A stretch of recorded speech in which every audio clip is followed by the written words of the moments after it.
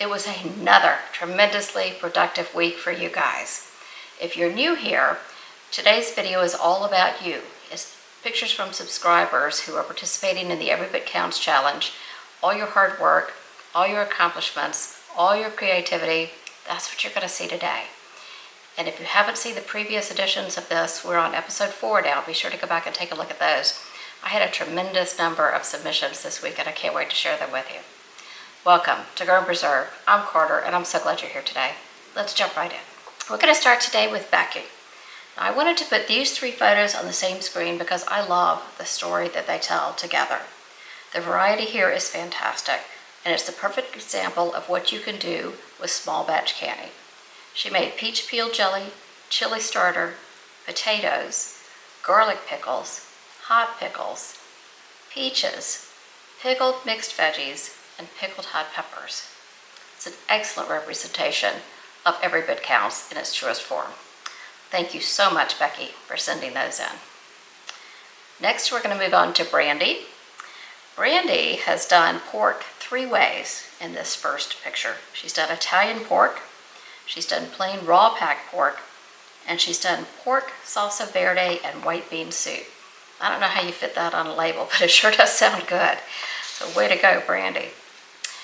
She's also made a full batch of the tomato jam, and she added 3 quarts of chicken broth to the pantry. Carol's back with the yummy recipes and beautiful photos. The first screen is balsamic tomato caramelized onion conserve, and that looks like something I need to make. I want you to know that I ordered the cookbook that Carol's been using for many of these recipes, so we're going to be having fun with that soon. There it is. Look for something coming out in September, October. We're going to be doing several from there. I've been playing, putting a bunch of sticky notes on there. Carol has also dehydrated some sweet potato chips, and she's freeze-dried some pineapple chunks. Now the pineapple chunks, she did 2 different types. She did a fresh pineapple, and she said those are the lighter ones. And she also did some canned, for lack of a better word, pineapple chunks that she got, I think, from Sam's Club. So she's done a huge batch there, and I bet they are delicious, just like candy. This next one is another one that I need to make for sure. This is lemony tomato basil soup, also by Carol, and also from the same cookbook. So, you know, I've already found that one in there. I'm definitely going to be making it. This next picture is just amazing. So Carol doesn't know it yet, but I'll be over for breakfast on Sunday because now she has stuffed French toast in the freezer. Can you say, wow, look at that? Thank you, Carol, so much for sending those in. Cisco has made several beautiful jars of bruschetta. She also shows 1/2 pint jar of powdered mushrooms, and she says it took almost a pound of mushrooms to make that 1/2 pint jar of dehydrated and powdered mushrooms. It's a lot of work. It is quite a lot of work when you dehydrate something down and you get this little itty bitty bit and you want to go, oh no, I swear I did more work than that. But anyway, way to go, Cisco, you did it. She's also done cranberry habanero jelly, which sounds delicious, and the jars are absolutely beautiful. And here's one more pretty jar by Cisco, peach salsa. This is one of our favorites. I always try to keep it on the shelf. It is so good, even if you're not a big fan of spice, if you don't want a spicy salsa or you don't do a lot of Tex-Mex kind of food, just a fruit salsa. You could use just all sweet peppers. It doesn't have to be hot. It's just such a fun addition to the plate. It just kind of brightens up anything you put it on. So give it a shot, even if you don't want the heat. All right, next up, this is from Connie. Connie is off spending some time with her grandkids, and I hope she is resting because this is what she's been doing the past 2 weeks. She sent me this picture of what she accomplished the first half of August. So hold on to your hats. I'm going to read you this list. 24 quarts of tomatoes, 14 quarts of vegetable soup, 6 quarts of freeze-dried zucchini, 3 gallons of bread and butter pickles, 3 gallons of dill pickles, chicken, 14 quarts of chicken broth, 18 quarts of potatoes, 12 pints of pork cubes, 12 pints of dill green beans, 2 quarts of freeze-dried garlic, 50 pounds of freeze-dried onions, 14 quarts of peppers, 25 pounds of taco meat, 15 pounds of meatballs, 10 pounds of ground sausage, 15 pints of bacon, and 36 half pints of butter. Exhausting, right? Connie she's a powerhouse preserver, I tell you. That's just, I find that absolutely stunningly amazing that she got that done in 2 weeks. So Connie, you're the bomb. Thank you so much for sending that in. Next up is Danny. As you'll recall, she lives in Florida, so much of her work in preserving in the garden is already done. However, she did harvest her Seminole pumpkins and sweet potatoes this week, and she's curing them for storage. I was really interested in the variety of shapes of the Seminole pumpkin. You see hers look like really large butternut squash, and some online look more like a round pumpkin.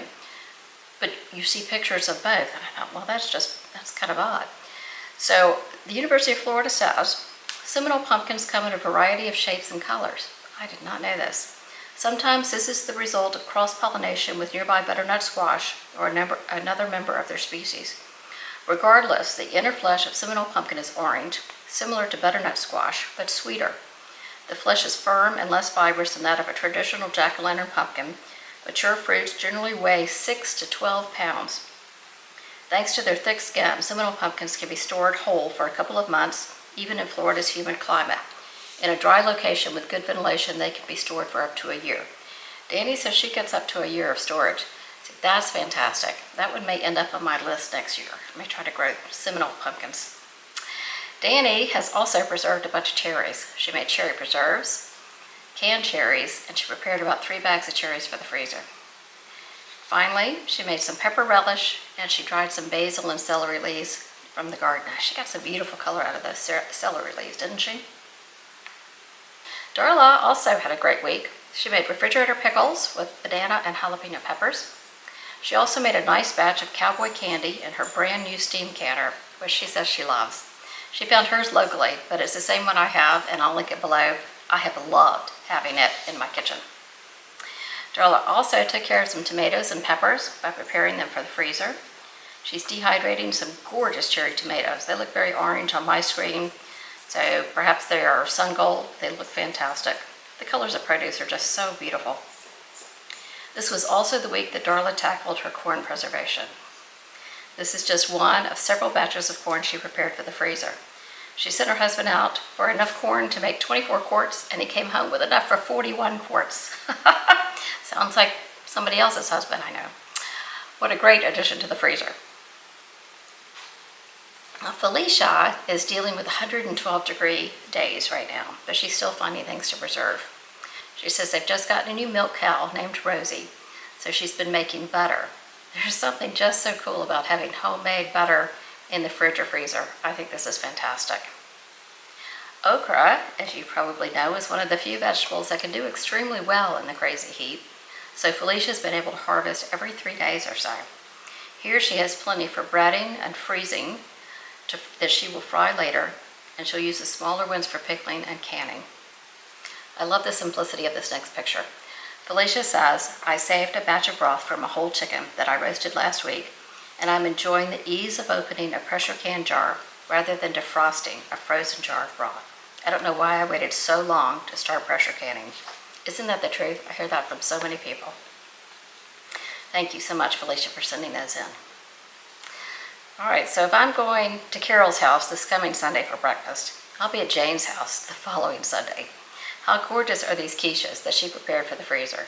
She has 2 of them, and they look absolutely gorgeous. Jane has also made a nice batch of pizza sauce for the pantry, and she dehydrated those peels. These are great for grinding into a powder and thickening soups and sauces later, so if you haven't saved those peels and dehydrated them, give that a shot, because it's really a nice something to have on your shelf, and if you go to buy it from Amazon, it's pretty expensive. So do it yourself with peels that you may just ordinarily be throwing away. She also made an onion balsamic jam, which looks fabulous. And Judy, this last one makes me chuckle. Judy says she has finally reached the end of her zucchini.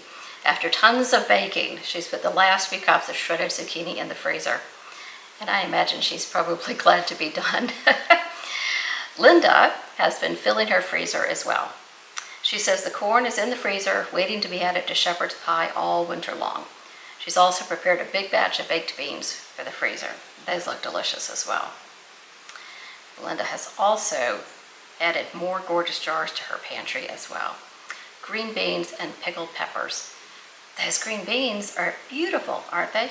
So are the pickled peppers, but the green beans, they're just, I don't know, they're so uniform, they're so perfect. They look fantastic. Great job, Linda.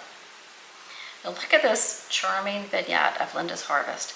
I imagine it's home-baked bread sitting there as well. She's also included this beautiful picture of the flowers, and she titled them Sugared Flowers for Cake Decorating. Clearly, I'm going to need to see a picture of these cakes over the winter. What a talent you must have, Linda. Thank you for sending those. Lois was so productive last week, I had to push some of her pictures to this week. So let's take a look at these. Here she has candied jalapenos and cherry jelly. Those are beautiful jars. I love all the different colors of jalapenos in there. She's also put up several quarts of Dixie Lee peas. If you're not familiar with Dixie Lee peas, they're a type of cowpea, really prevalent in the Carolinas, but they're grown all over the Southeast, and these look really beautiful. Look at the color in these carrots. My husband will not eat cooked carrots, but I am really tempted to put some of these on my shelf because they are so pretty. Thank you so much, Lois, for sending that picture. Lori has been up to her eyeballs in corn this week.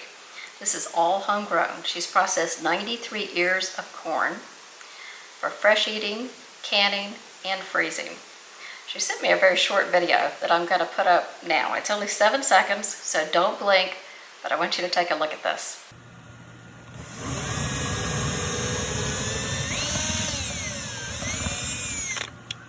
Totally ingenious, right? I love that video. I thought that was fantastic. So let's see what she's done with the corn. She's canned 15 pints of plain corn, all of which look terrific. She's also canned 16 pints of western corn. Ooh, look at that. Looks like it has peppers and onions in it. That looks delicious too. Finally, she put up 6 bags of corn for the freezer and dehydrated some thyme. So Lori's had a very, very busy week. So thank you for sending all those pictures, and thanks so much for that video, Lori. I thought that was terrific. All right, next up, we have 2 Tracys with us this week. So that you can keep track, notice that the first Tracy spells her name with an E, so we'll know who did what. She is from Minnesota. Unfortunately, she says she lost a heavy branch from one of her tomato plants, but she turned it into salsa verde, and that was a total win, right? She's in Minnesota, so her red tomatoes may or may not really be coming in right now. So at that point in the season, to lose a whole branch of green tomatoes is devastating, right? Down here in the South, if you lose a branch now, you're like, okay, you know, that'll be all right, I'll survive it. But at the beginning of the season, it's like, oh no. So she did a great job turning that into a win and got her salsa verde done. I've been really overwhelmed with how many pretty jars I have gotten this month. There's something so simple and beautiful about this one. These are dehydrated cucumber, yellow squash, and tomato slices that Tracy prepared. And I think they're beautiful in the jar. Tracy has also put up 16 cups of rutabaga in the freezer and has set her onions out to cure. Those are some good looking onions, aren't they? Nice and big. Now on to our second Tracy this week. She sent this picture and said she made peach jam in her blender. What? She has a blender by Pampered Chef with a jam setting. Who knew? Did you guys know about this? I did not know about this, but I think that's fantastic. She said she absolutely loves it. Tracy's also stocking the freezer. This week she added peach cobbler filling, plus several bags of black cherries and a couple bags of sliced okra.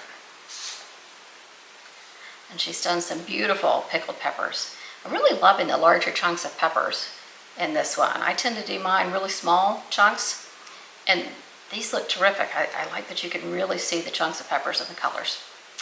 Next, she's done 5 beautiful pints of salsa. And finally, she sent me this picture that made me smile. A week or 2 ago, she made my hot pepper relish that I did a video on. and she said it was a hit at the church event. So you can see it really got attacked in this picture.